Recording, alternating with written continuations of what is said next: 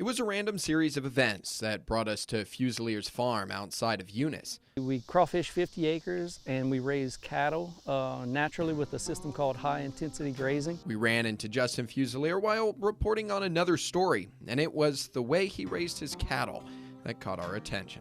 Mimicking much like the grazing herds in the wild before there was fences as they migrated through the landscape.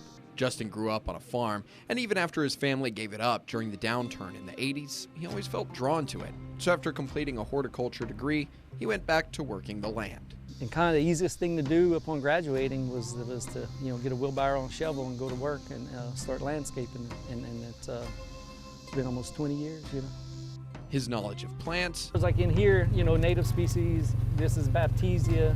That's a legume, so that has roots that host rhizobia bacteria.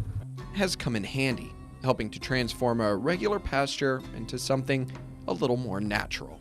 We started changing everything. This is what this whole place would look like. Right. This is, our best attempt. While it wasn't his idea, I really give my father a lot of credit in that regard because he's the one that made the initial effort to go out on the weekends and pick seed from Malcolm's establishment and start doing the planting. He did that pretty much solely on his own. Him and his father set to work creating a traditional Cajun Prairie using natural blue stem. This is another perennial grass right here, the red in the stems. Native plants, which has had its benefits, not just from the outlook of the cattle, but also the environment. This impact on the soil is like laying down a layer of mulch. It feeds the soil microbes. It builds organic matter, that carbon breaking down. It builds humus. And is now even starting to have some economic benefits too, cutting back on both fertilizer and water costs, which means for Justin, there's no going back.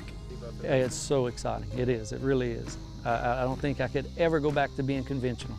Yeah. And as with any other farm, there was about a million other things for him to be doing, so we let him get to it.